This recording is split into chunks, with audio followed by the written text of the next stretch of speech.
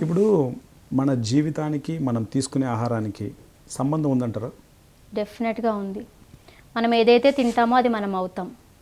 We're what we eat అంటాం కదా. ఇప్పుడు మీరు లండన్లో ఉన్నారు కదా, అంటే మీరు ఏమైనా నాన్ వెజ్ తింటారా? లేదండి, నేను by birth Brahmin. Okay. So pure vegetarian. Okay. So నేను ఏం చేస్తానంటే ఫుడ్ చేసేటప్పుడు బ్లెస్ చేస్తాను ఫుడ్ని. నేను ఏదన్నా మంచి పాజిటివ్ ఇంటెన్షన్స్ అన్నీ పంపిస్తుంటాను అనమాట.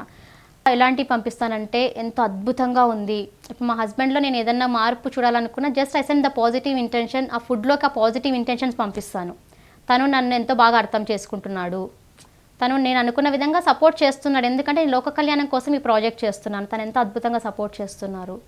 సో ఏదన్నా సరే మన ఇంట్లో ఎవరైనా మారాలి అనుకున్నప్పుడు మనము గుడికి వెళ్తే దేవునికి ప్రసాదం పెడతాము. ఆ ప్రసాదాన్ని ఎంత అద్భుతంగా వండుతాం, ప్రేమతో, చాలా పవిత్రంగా ప్రేమతో చేస్తాము. అదే ఫుడ్ మనం దేవుని దగ్గర పెడితే ప్రసాదం అంటున్నాం, మనం చేసే ఆహారమే. కానీ దాన్ని ఎందుకు ప్రసాదం అంటున్నాం అంటే ఒక ప్రేమతో, ఒక దైవత్వంతో చేసి ఆయనకు అర్పిస్తున్నాం కాబట్టి ప్రసాదం. రోజు అలా ప్రసాదంగా స్వీకరించవచ్చు కదా మన ఆహారాన్ని.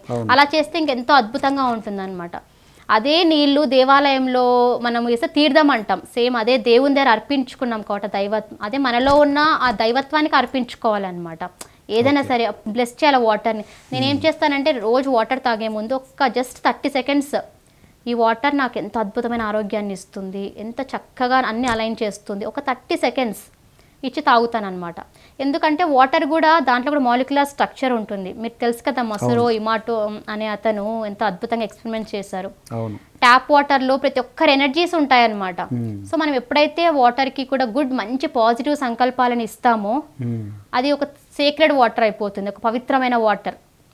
ఇప్పుడు అందుకే కదా ఋషులు ఎప్పుడు కమండలం పెట్టేసుకొని మంచిగా తాగుతూ ఉంటారు అనమాట అప్పుడు. సో వాటర్ అనేది చాలా, ఎందుకంటే మన బాడీలో 70% వాటరే ఉంది. మనకు బాగా ధ్యానం కుదరాలంటే ఎటువంటి ఫుడ్ తీసుకోవాలి? ఎక్కువ vegetarian food, first and foremost vegetarian ఫుడ్డే ఖచ్చితంగా తీసుకోవాలి. నాన్ వెజ్ ఫుడ్ తీసుకుంటే ఏమవుతుంది? నాన్ వెజ్ అనేది అస్సలు మన బాడీకి నిర్ణయించిందే కాదండి.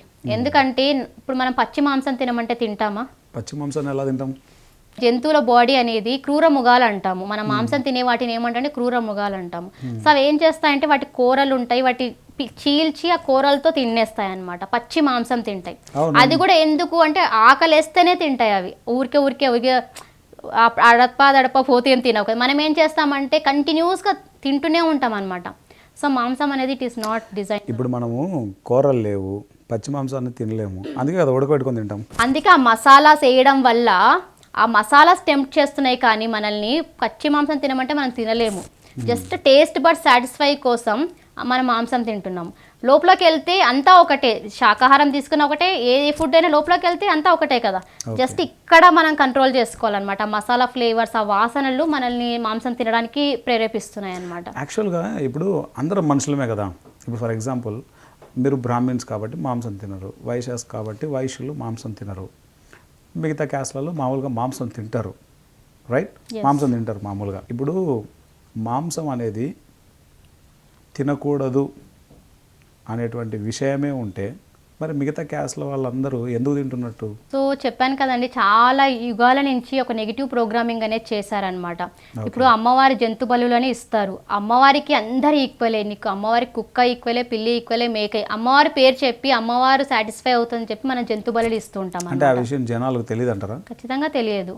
ఇప్పుడు చిన్నప్పటి నుంచి మన అమ్మ వాళ్ళు ఏదైతే చెప్తామో అదే మనము నమ్మేసి వింటాం కదా. అంటే వాళ్ళకి ఆ ప్రోగ్రామింగ్ అయిపోయిందంటారా? చిన్నప్పటి నుంచి మనకి ఏదైతే మన ఇంట్లో కల్చర్ ఏర్పాటు చేసి ఉంటారు, అది చిన్నప్పటి నుంచి చూసి మనకు ఒక ఆచారం లాగా అది మన లైఫ్ స్టైల్ అయిపోతుంది, మనకు కూడా అది వచ్చేస్తుంది కదా. సరే, తింటే ఏమవుతుంది? మాంసం తింటే 72 గంటలు పడుతుంది అరగడానికి ఫస్ట్ అండ్ ఫార్మోస్ట్. సో అదే శాకాహారం అయితే త్వరగా అరిగిపోతుంది. సో మాంసంలో ఏమైపోతుందంటే చాలామంది అంటారు ప్రోటీన్ వస్తుంది మాంసం తింటే, బాగా బలం వస్తుంది అంటారు. కానీ కోళ్ళు ఏం తింటున్నాయండి? గింజలు తింటున్నాయి. మేకలు జస్ట్ గడ్డి తింటున్నాయి. అవే గింజల్ని మనం డైరెక్ట్గా రాజ్మా, సోయా, ప్రోటీన్, మనకు పెసర్లు ఎన్నో ఉన్నాయి, డైరెక్ట్ తీసుకోవచ్చు. ఆకుకూరలు తినచ్చు. ఎందుకు ఒక మేకని చంపడం, ఒక కోడిని చంపడం? ఇప్పుడు చాలా మంది అంటారు మీరు చెట్లను కూడా ప్రాణం ఉంది, చెట్లను చంపుతున్నారు కదా అంటారు. ఇప్పుడు ఒక బ్రాంచ్ని కట్ చేయండి, మీకు రక్తం రాదు, జస్ట్ నీరు వస్తుంది, జస్ట్ వాటర్ వస్తుంది. అదే ఆ బ్రాంచ్ మళ్ళీ గ్రో కూడా అవుతుంది. ఒక బ్రాంచ్ని కట్ చేస్తే మళ్ళీ మల్టిపుల్ గా గ్రో అవుతుంది. అదే ఒక కోడి కాల్ని కట్ చేయండి, అంతే, కట్ అయిపోయిందంటే కట్ అయిపోయింది అనమాట. సో దానికి ఇప్పుడు కోడి వెళ్తూ ఉంటుంది, మీరు ఎప్పుడైనా గమనిస్తే కోడి వెళ్తుంటే కోడి పిల్లలు కూడా కోడితో పాటు వెళ్తూ ఉంటాయి. అంటే ఎంత ప్రేమగా వెళ్తూ ఉంటాయి అన్నమాట. ప్రతి అనిమల్కి ఆ ఎమోషన్ అనేది ఉంటుందండి. ఏ జంతువు కూడా చనిపోవాలనుకోదు. చనిపోయేటప్పుడు ఒక ఫియర్ రిలీజ్ అవుతుంది. ఓకే. తన ప్రాణాలని కాపాడుకోవడానికి ప్రతి అనిమల్ ట్రై చేస్తుంది అనమాట. ఎప్పుడైతే మనము చంపినప్పుడు ఆ ఫియర్ అనేది వెళ్ళిపోతుంది కదా మాంసంలోకి. అదే మాంసాన్ని మనం ఆ నెగిటివ్ టాక్సిన్స్, ఆ ఫియర్ అన్నీ తిన్నప్పుడు మనకు ఆ కోపము, అగ్రెషన్ అన్నీ వచ్చేస్తాయి అన్నమాట. సో ఎన్ని రకాల ప్రాబ్లమ్స్ ఉన్నాయన్నమాట నాన్ వెజ్ తినడం వల్ల. ఇంకొకటి చూస్తే ఇప్పుడు ఏమైపోయిందంటే చాలా మంది శాకాహారులుగా మారుతున్నారు ఫారిన్లో. అవునా? సో ఇప్పుడు మన ప్రెసెంట్గా విరాట్ కోహ్లీని తీసుకోండి, ఆయన ప్యూర్ వెజిటేరియన్. అవును, వెజిటేరియన్ అయిపోయారు. విరాట్ కోహ్లీ, అనుష్క శర్మ, అమితాబ్ బచ్చన్, ఇప్పుడు అమీర్ ఖాన్, అవును, చాలా మంది celebrities they are becoming into vegetarians and vegans అని. ఇంకా టాప్ మోస్ట్ మీరు అథ్లెట్స్ తీసుకుంటే సరేనా అండ్ వీనస్ విలియమ్స్ టెన్నిస్లో టాప్ మోస్ట్ ఇప్పటికీ ఆ sisters they are the vegetarians. టెన్నిస్లో జకోవిచ్ అనే అతను వెజిటేరియన్, వీగన్స్ చాలామంది అనమాట. అంటే స్పిరిచువల్ గురూస్ తీసుకుంటే సద్గురు, రవిశంకర్, ఎంతమంది చూసుకోండి ప్రతి ఒక్కరు వెజిటేరియనే ఉంటారనమాట. అంటే దేవునికి దగ్గర అవ్వాలంటే ఖచ్చితంగా మనము ఈ శాకాహారం అనేది తీసుకోవాలి. ఓకే. సో మనం అంటాం ఇప్పుడు ఏదన్నా గుడికి వెళ్ళేటప్పుడు ఏదైనా మాంసం తింటే స్నానం చేసి శుద్ధి చేసుకొని వెళ్తాం. అంటే మనకు తెలుసు దేవుని దగ్గరికి వెళ్ళాలంటే మాంసం తినకూడదు అని. పండగలప్పుడు మనం మాంసం చెయ్యము, బట్ స్టిల్ మనం మిగతా రోజులలో తింటాం అన్నమాట. సో ఇది మెయిన్ చాలా మార్చుకోవాలి చాలామంది. ఎందుకంటే మాంసం అనేది మన బాడీకి డిజైన్ చేసింది కాదనమాట. ఎంత అద్భుతమైన జ్ఞానాన్ని చెప్పారు మేడం. ఎంతో జ్ఞానంతో ఉన్నారు అనమాట మీరు. Great knowledge. ఇంత అద్భుతంగా, ఇంత వివరణాత్మకంగా ఎన్నో విషయాలను చెప్పారు. ఇప్పుడు మెడిటేషన్ చేయకముందు మీరేంటి, మెడిటేషన్ చేసిన తర్వాత మీరేంటి అని వింటుంటే తప్పకుండా ఎవరైనా మెడిటేషన్ చేయాల్సిందే. మరి ఇంత జ్ఞానాన్ని ఏ విధంగా మీరు అందరికీ స్ప్రెడ్ చేస్తున్నారు? అంటే ఈ స్పిరిచువల్ జర్నీలో మీరు ఏ పనులు చేశారు?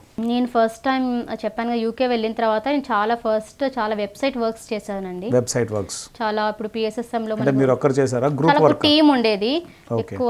అక్కడ బెంగళూరులో అయ్యప్ప చాలా మంది ఉన్నారు. వాళ్ళ టీంలో నేను కూడా బాగా ఎక్కువ వెబ్సైట్ వర్క్స్ చేసేదాన్ని అనమాట. ఇప్పుడు చాలా మన పిఎస్ఎస్ఎంలో చాలా వెబ్సైట్స్ ఉన్నాయి.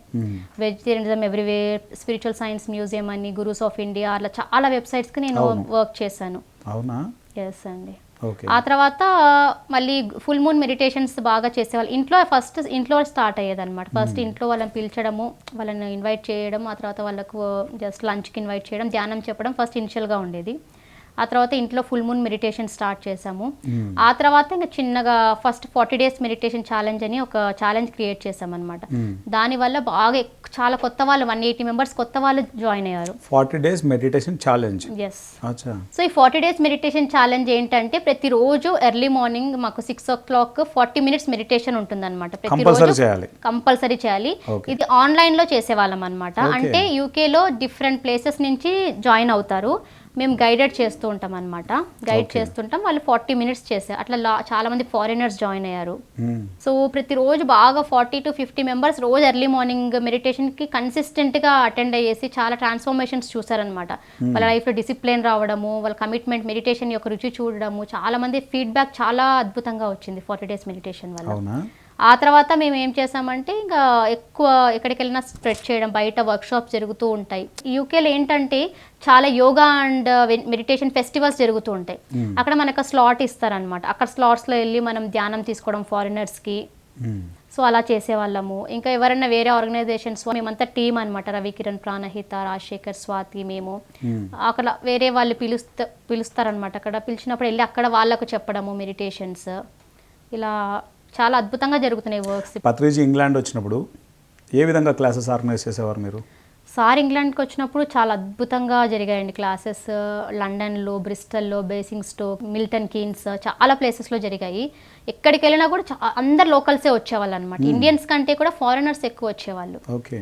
సో అలా మాకు టీం బాగా ఇప్పటికీ ఒక 4,000 to 5,000 members వరకు మేము స్ప్రెడ్ చేసి ఉంటాం. పత్రి సార్ వచ్చినప్పుడు మాకు అంటూ ఒక ఫేస్బుక్ పేజ్ ఉంది. దాంట్లో కూడా మంచి సబ్స్క్రైబర్స్ ఉన్నారు. లండన్లో 5,000 మంది ధ్యానులు ఉన్నారు. Yes. Wow, great work, amazing. అంత టీమ్ వర్క్ అండి. Okay. And Pranahita madam and Ravikiran, Sagar sir వాళ్ళు వచ్చారు. వాళ్ళు కూడా మంచిగా దేవర్ లైక్ బాగా చేశారు. సాగర్ సార్ 2 years ఉన్నారు. They are from Bengaluru. ఇప్పుడు జీకే సార్ ఉన్నారు. ఇప్పుడు మా టీం చాలా అద్భుతంగా ఉంది. ఇంకా మేము ఫ్యూచర్లో చాలా చేయాలన్నమాట వర్క్స్. ఓకే, ఒక స్ట్రైట్ క్వశ్చన్ అడగనా? ఎస్ అండి. What is your life purpose? మీరు ఈ భూమి మీద దేనికోసం పుట్టారు? ఏం చేయాలని పుట్టారు? నేను ఈ భూమి మీద I'm here to inspire, empower, encourage every one to become meditators, vegetarians and pyramid masters okay, for the highest and greatest good of all. అందరి యొక్క మంచి కోసం, అందరిని ఇన్స్పైర్ చేయడం కోసం, ఇదే నా యొక్క life purpose. Okay. Yeah. PMC ప్రేక్షకులకు మీ యొక్క సందేశం. పిఎంసి అనేది చాలా అద్భుతమైన ఛానల్. యూకేలో మేము పిఎంసి లేని రోజు అనేది ఉండదు, వాచ్ చేయని రోజు అంటూ ఉండదు. ఎందుకంటే అసలు దాంట్లో వచ్చే ప్రోగ్రామ్స్ ఎంత ఇన్స్పిరేషనల్ అంటే అసలు చాలా మటుకు నేను నా లైఫ్లో ఫాలో అయ్యి చాలామంది ఎక్స్పీరియన్సెస్ విని వీళ్ళే ఇంత చేస్తుంటే నేను ఎంత చేయగలను చాలా ఇన్స్పైర్ అవుతుంటాను. Really great team, great work. Thank you so much PMC. Thank you so much. Thank you madam. ఈరోజు మీరు ఇక్కడ స్టూడియోకు విచ్చేసి మీ అద్భుతమైనటువంటి అనుభవాలను మీరు తెలియజేశారు. చాలా ఇన్స్పైర్ చేసేటువంటి ఎన్నో విషయాలను, మీ జీవితంలో జరిగిన అనేక సంఘటనల్ని ఎంతో అద్భుతంగా చెప్పారు. Thank you very much. Thank you so much for giving this wonderful opportunity. Thank you. Thank you.